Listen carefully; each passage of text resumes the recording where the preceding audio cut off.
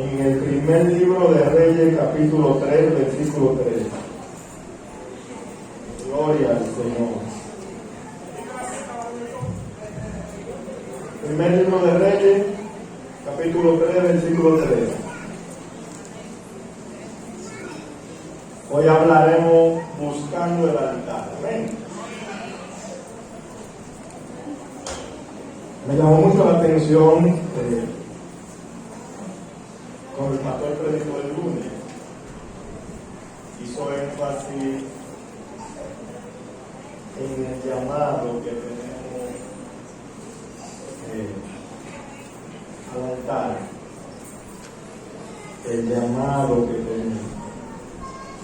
Lo que una vez tuvieron, están siendo llamados.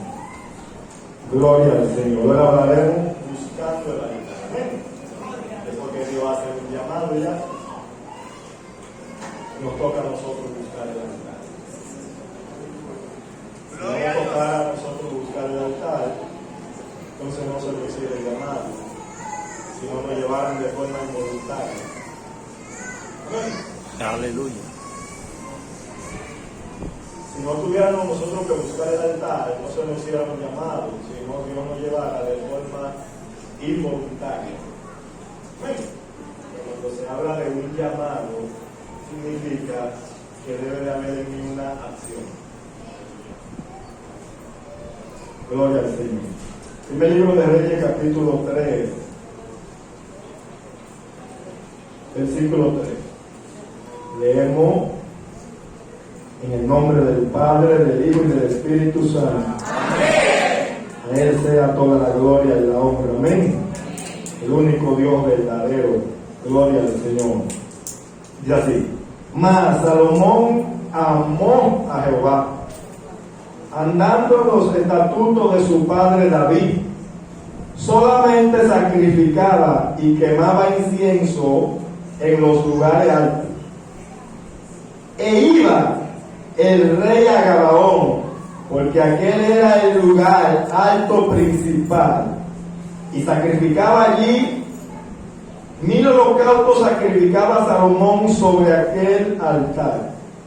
Y se le apareció Jehová a Salomón en Gabaón una noche en sueño, y le dijo Dios: pídeme lo que quiera que yo te dé. Padre, gracias, Señor, por tu palabra. Gracias. Aleluya. Siéntese, hermano. Gloria a Dios, gloria a Dios. Y esté atento. Amén. Gloria al Señor. Salomón, un rey joven que empezó su reinado, fue instruido por su padre David. Cuando leemos el libro de los Proverbios, empezamos a leer el libro de los Proverbios, nos damos cuenta que Salomón habla de las instrucciones que su padre le dio. Proverbios capítulo 4, hay un mensaje ahí de David, que David se la dio a Salomón y Salomón lo escribe. Él lo considera como bueno y válido el consejo de su padre. También Salomón se crió viendo a su padre en cuanto a la búsqueda, a la dependencia de Dios y a la integridad a Dios. Su padre fue un ejemplo para el joven Salomón, su padre David. Ahora bien, Salomón sabía que Dios le había hablado a David por medio del profeta Natán y le dijo: nunca faltará uno de tus hijos en el trono de Israel. Yo lo voy a poner. Lo que le está diciendo Dios a David es: tu liderazgo en Israel, tu reinado va a trascender. Salomón sabía que Dios en varias ocasiones se le había aparecido a David. También sabía que había una promesa sobre David, de que Dios iba a bendecir la casa de David, y después que David partiera con el Señor, entonces Dios iba a bendecir a quien se quede en el trono, o sea, el hijo de David. Salomón sabía que la bendición trascendía hacia él, eso él lo entendía, lo tenía claro. Había una promesa sobre la casa de David, y ahora Salomón es el rey, o sea, el líder. Es la primera persona quien va a administrar las bendiciones que Dios le había prometido. Él sabía que esa promesa iba a pasar primero por él y luego por el pueblo de Israel. Él sabía que esa promesa venía sobre él. Él sabía que era para él la promesa. Estaba seguro de eso. Que Dios había hablado, que Dios había prometido, que Dios iba a hacer, que Dios iba a bendecir, que le iba a dar victoria en todo lo que hiciera. Gloria. En base a eso, Salomón tenía una necesidad. ¿Cuál era la necesidad? Mucho más allá de la experiencia de que Dios se le había revelado a su padre y el conocimiento de que Dios le había prometido por medio del profeta Natán, él sabía que tenía una necesidad. ¿Cuál era la necesidad? De que Dios se le apareciera a él de forma personal.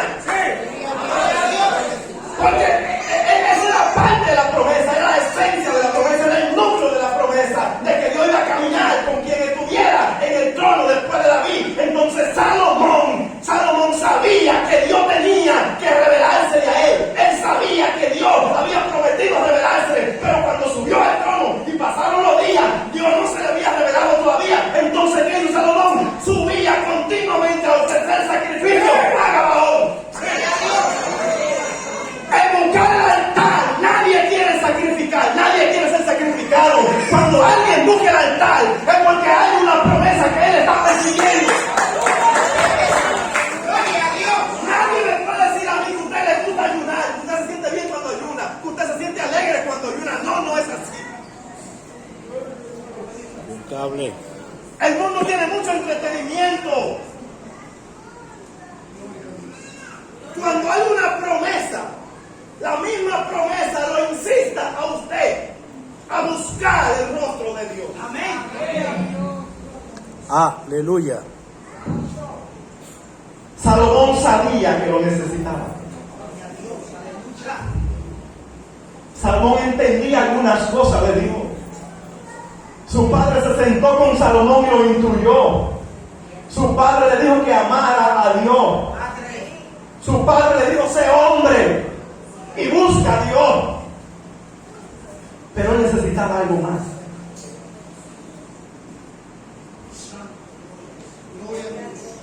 Hemos escuchado buenos mensajes. Hemos visto la gloria de Dios descender cuando alguien canta. Hay profetas que nos han dado palabra de parte de Dios. Yo no tengo que decirlo.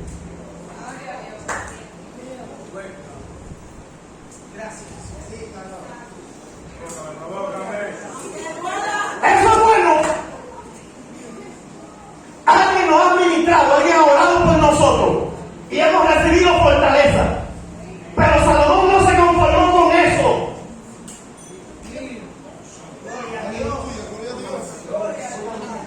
Salomón sabía que la promesa no era solamente que alguien te iba a profetizar. Salomón sabía que la promesa no solamente era el alcanzar el trono de su padre, no.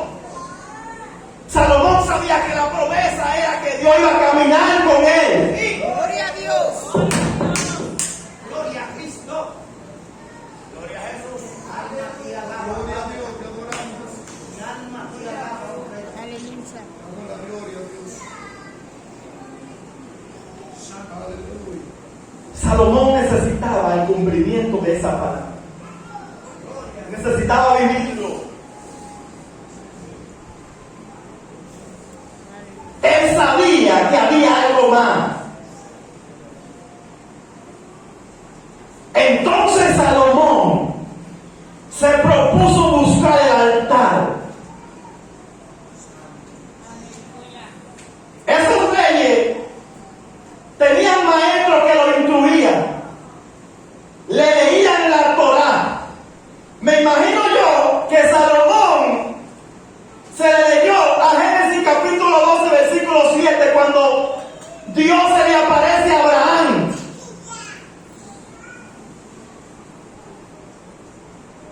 Y le dice: a tu descendencia daré esta tierra.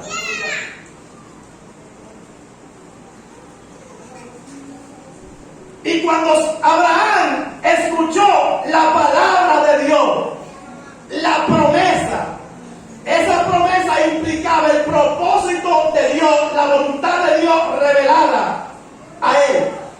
Lo primero que hizo, que edificó un altar a Dios. ¿Por qué razón? Aleluya. ¿Por qué edificó un altar a Dios? El altar es el lugar de pacto. ¿Cuál es el altar? El lugar de pacto. Cuando Dios promete a Abraham, Dios pacta con Abraham. De cierto te bendeciré. Y juró Dios, no encontrando otro mayor que él, juró por sí mismo, por el más grande que había en la tierra. O sea que la promesa era inescrutable, se iba a cumplir. Dios fue específico con Abraham. Abraham necesitaba aceptar el pacto de Dios y sellar el pacto. Santo Dios. Aleluya. ¿Cómo se sella un pacto? La Biblia dice que los pactos se sellan con sangre. Sin sangre, dice la Escritura en Hebreos, no se sella pacto.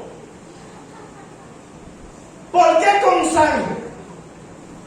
Para recibir la promesa de Dios hay que sacrificar. ¿Por qué razón? Dios es santo. Y Él dice: como yo soy santo, sean ustedes santos. Gloria a Dios. ¿Qué representa la promesa para Abraham?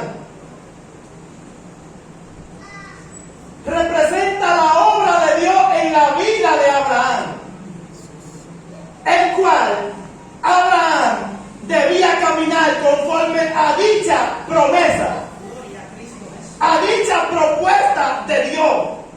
Cuando Dios le promete algo a alguien, Dios le está revelando el propósito de Dios, la voluntad de Dios, el plan de Dios con esa persona o con ese pueblo. Gloria a Dios.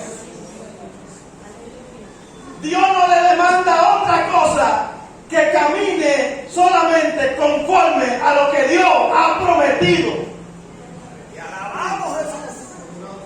Si Dios te dice que va a predicar el evangelio, por ejemplo, que va a ser predicador, adorador, maestro o pastor, ¿por qué Dios está prometiendo algo? Debería de cumplirlo de forma inmediata. No lo promete. ¿Por qué lo promete? Porque quiere que la persona entienda el propósito que Dios tiene con ellos y que camine conforme a dicho propósito para conectar con Dios lo que Dios ha prometido. Cuando Dios da una promesa, te está revelando por dónde Él quiere que tú camines. Porque no puede Dios tener un propósito contigo y permitir que tú camines contrario a lo que Dios ha planeado para contigo. Cuando Dios revela una palabra, una promesa, Dios te está direccionando. Por eso los hombres de Dios, inmediatamente, los que tenían fe, recibían una palabra de Dios, de una vez soltaban el cántaro y caminaban conforme a lo que Dios ha dicho. Si yo voy caminando en dirección al norte y Dios me habló y me dice que me va a llevar al sur, desde que yo recibo esa palabra, cambio de dirección y voy rumbo al sur. Porque la palabra de Dios me está direccionando al propósito de Dios. si no camino conforme a la palabra de Dios, entonces dicho propósito lo estoy ignorando, menospreciando. Aleluya. Por eso Salomón entendía que lo que Dios dijo de él se iba a cumplir, pero la demanda era caminar conforme a lo que Dios ha dicho. Entonces, ¿a dónde buscó Salomón a Dios? Buscó el altar, porque él sabía que el altar era el lugar donde se hacían los pactos con Dios. ¡Gloria a Dios! Lo que Salomón me está diciendo es, si tú le dijiste a mi padre que iba a mantener uno en el trono, yo sello esa palabra por fe, busco el altar de Dios y me consagro para ti, para que se cumpla dicha palabra en mí. Esa es la Biblia, que Salomón amó a Jehová. Y Jesús interpreta la palabra amar a Dios. Jesús dice, el que me ama, ese guarda mi palabra. Si me amáis, guardad mi mandamiento.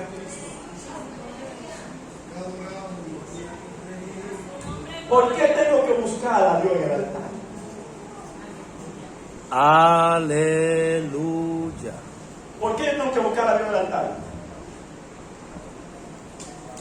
Gloria a Dios. Génesis capítulo 6 dice, mi espíritu no contenderá para siempre con el hombre, porque ciertamente el hombre es carne. Dios está diciendo que Él es espíritu y que el hombre es carne, no hay coinonía. ¿A qué se refiere Dios cuando dice el hombre es carne? Está diciendo el hombre se está dirigiendo conforme a lo que ve, escucha, oye, entiende su propio razonamiento, sentimiento y deseo. Eso lo he dicho muchas veces, no hay que repetir. Dios está revelando la naturaleza pecaminosa humana del hombre. Dios está revelando la condición del hombre y está diciendo que Él es espíritu. ¿Por qué razón? ¿Por qué Dios dice que el hombre es carne y que Él es espíritu? Dice, porque los pensamientos del hombre son de continuo al mal. La palabra de Dios dirige tu vida. No te dirige, tú no puedes dirigir tu vida por un pensamiento que te llegue, por un sentimiento o por un deseo, sino que la palabra de Dios te impone a ti obedecerla por fe. Entonces, cuando el hombre no creía, no obedecía, no caminaba conforme a la voluntad de Dios, Dios dice el hombre es carne. ¿Por qué carne? Porque el hombre se está dirigiendo conforme a su propio pensamiento. Yo hablo, pero el hombre no entiende. Yo mando un predicador, un profeta, y digo que hay que volver al altar, y ellos más se gozan y vuelven otra vez a su misma vida. Entonces tú eres carne, lo que está diciendo Dios. ¡Alaba a Dios!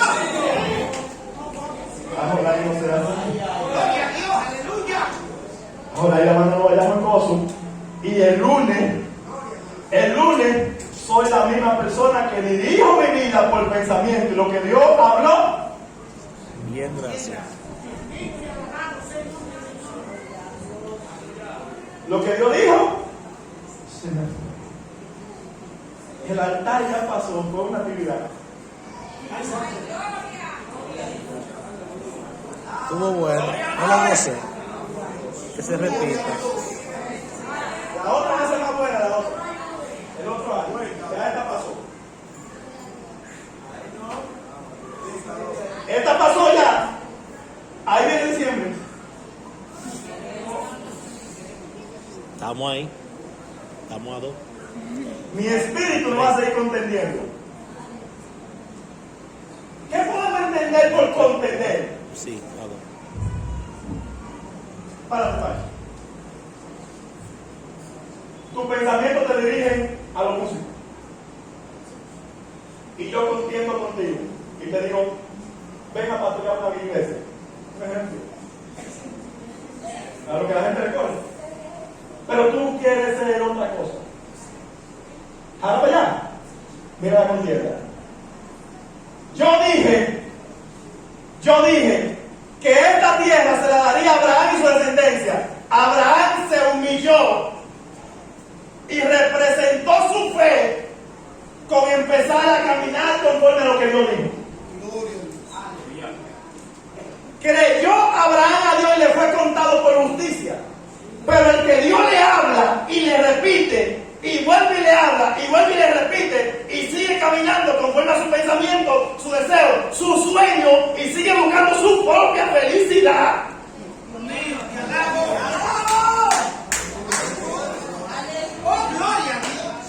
Entonces hay una contienda en el Espíritu de Dios y los conceptos, los pensamientos y los deseos y tus sueños.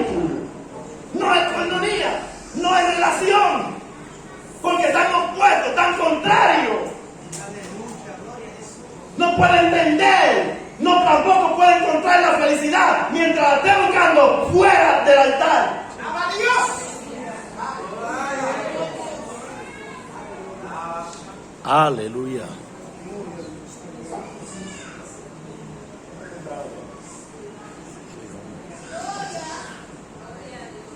Entonces, podemos ser del pueblo de Israel, pero estar en contienda con el Señor, porque estamos resistiéndonos, porque mi alma desea otra cosa, pero Dios está pidiendo el sacrificio. ¿Qué representa el sacrificio? Representa la muerte. Abraham sabía eso. Abraham ofrecía una víctima en lugar de él. Cada vez que un hombre de Dios ofrecía un sacrificio, cada vez que se ofrecía un sacrificio, debíamos estar nosotros ahí. Si yo ofrezco un sacrificio en aquel tiempo de una víctima, un animalito inocente, Dios lo buscaba inocente, justo, representando a alguien justo, yo lo ofrecía, yo estoy diciendo, este justo va a pagar el precio de mi pecado.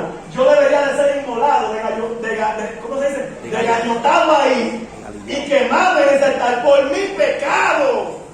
Pero él, por la misericordia de Dios, me dijo que ofrezca un sacrificio. Entonces, ese sacrificio que se está sacrificando me está representando a mí. Está diciendo que para yo creer, o sea, para yo recibir la promesa de Dios, la forma que yo muestro que le agradezco a Dios por su promesa es yendo al lugar de la muerte. Gloria a Dios. Aleluya. Gloria a Dios. Cuando yo ofrecía un sacrificio, yo tenía que parecerme a ese sacrificio. Yo tenía que reconocer que yo debía estar en ese lugar. Santo.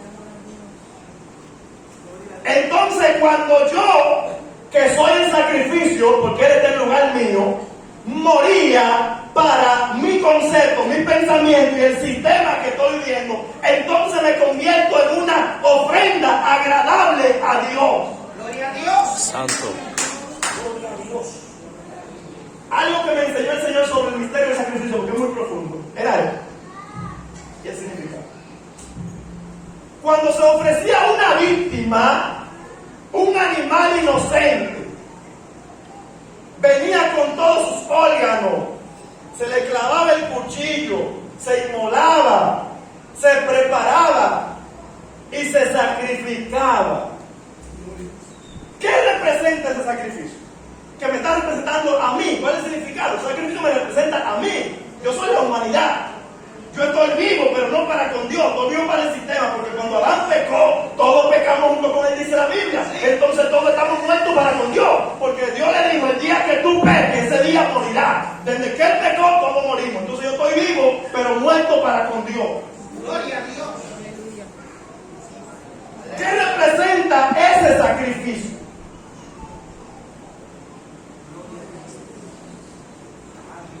¿Por qué se sacrifica? Ese sacrificio se ponía en el altar. ¿Ustedes creen que esa carne la quemaban y la botaban? No. Sacrificaban un torito ahí, un corderito. Lo pusieron al fuego. ¿Lo rotizaban y lo botaban? No.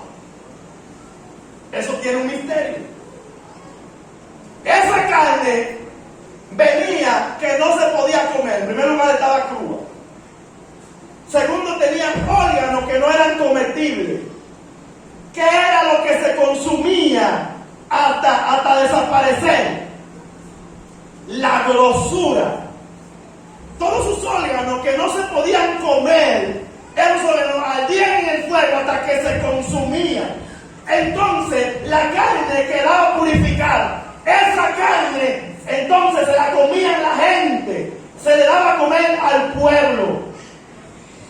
¿Qué significa entonces si yo estoy ahí? Cuando yo vengo al altar a ser sacrificado, lo único que se consume en el fuego del altar es lo que ustedes no pueden consumir de mí. Aleluya. En el altar se va a quemar el pecado, el orgullo, la maldad, la arrogancia. Todo lo que no le dé beneficio a otro. Porque siempre el sacrificio era en favor de otra persona. Quien era sacrificado era para redimir a alguien de un pecado. Si ese sacrificio me está representando a mí, si yo me pongo en el lugar de ese sacrificio y yo busco el altar de Dios y me entro al fuego de Dios, la llama del fuego de Dios va a consumir mis inmundicias, porque no puedo alimentar a otro. No podemos alimentar a otro si no vamos al altar. Hay poder en Cristo. Aleluya. Jesús lo enseñó. Jesús dijo: cuando ustedes oren, entren a su aposento, cierren la puerta. El tema es buscando el altar. Cierren la puerta y entra al secreto. Y Jesús dijo: y tu Padre que está en el secreto. ¿A dónde el Padre? ¿Y por qué nosotros queremos aparentar tanto de afuera? ¿Y por qué subimos tantos videos y publicamos tantas cosas presumiendo que somos cristianos? Si mi Padre está en el secreto. ¿Dónde está mi Padre? ¿Y por qué hay gente que quiere ver la gloria, pero andan para arriba y para abajo con 2 o 3?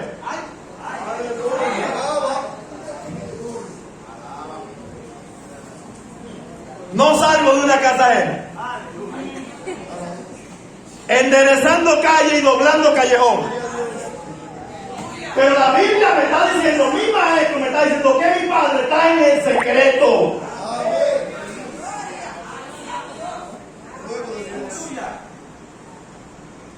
Y eso es matemática sencilla. Hay poder en Jesús. Mi Padre que está en el secreto, dice Jesús, tu Padre que está en el secreto, te recompensará en público.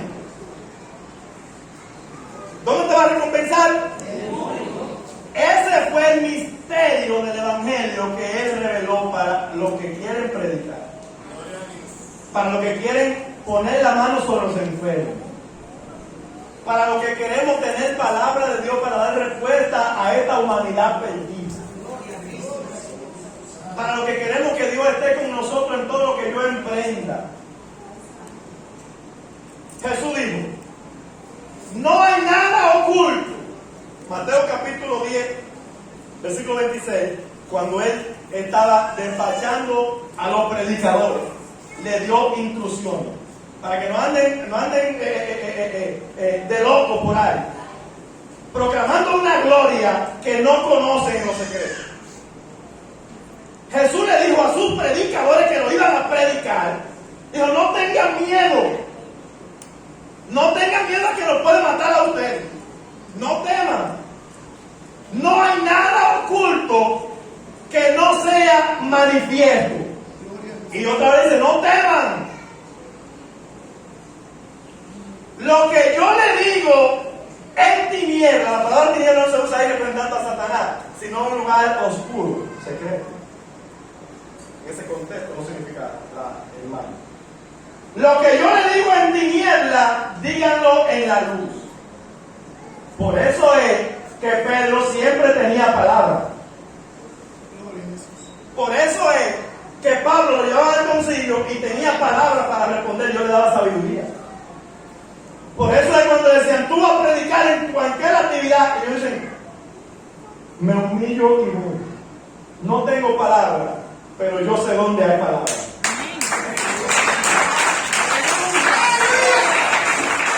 Porque hay personas que creen que te dicen, no vas a predicar, y tú predicas, y creen que tú siempre tienes palabra. No. Error. No.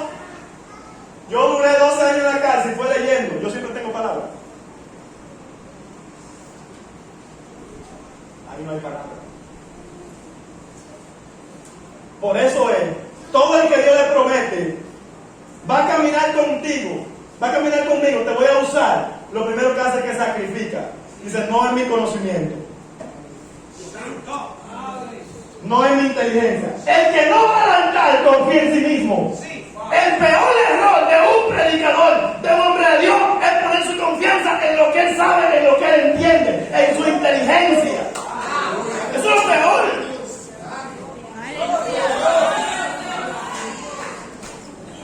Eso es amén. Eso no se trata de eso.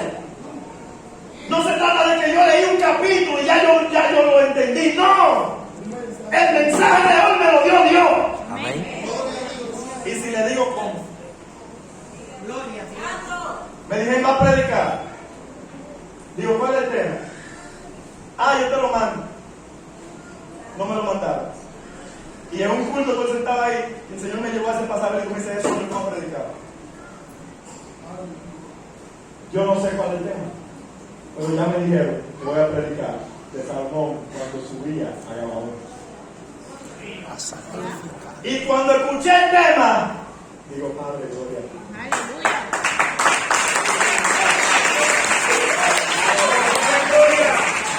El que sabe ir al altar sabe que no son sus palabras. De arriba. Sabe que no puede ofrecerse. El que sabe ir al altar no se promueve. El que sabe entrar a los secretos de su padre no se promueve. No le dice a la gente, invítame a predicar. Ay. Porque sabe que no tengo palabra. Y cuando yo entro en secreto a pedir la palabra, el que me prepara el escenario me va a decir, pero ¿por qué te voy a dar palabra si yo no voy a estar ahí contigo? Vete tú. El temor más grande mío es subir a un púlpito donde Dios no me lleve. Por eso no me promuevo. Por eso no subo mi agenda de cada 4 meses un mensaje. No lo subo al Facebook.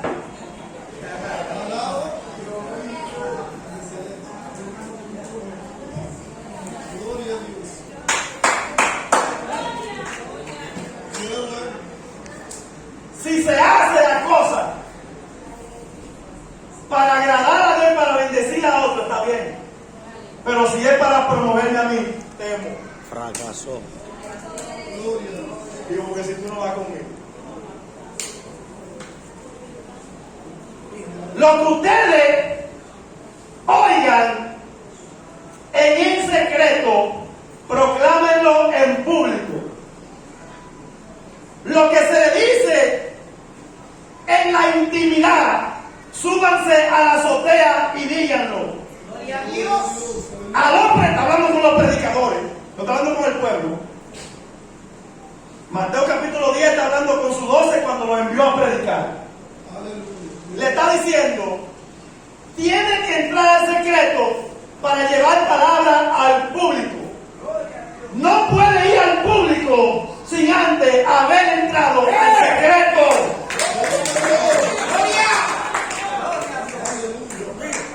Porque la palabra no la va a recibir en el público. La Biblia está diciendo que es en el secreto. Amén.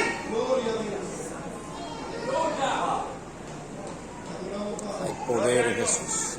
Cuando alguien tiene una promesa de Dios y siente siente en su corazón la responsabilidad de crecer en el Evangelio, si tiene el fuego de Dios, no lo deje apagar.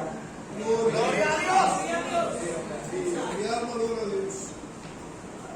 En el santuario estaba el lugar santísimo, el lugar santo, y más afuera estaba el altar del sacrificio.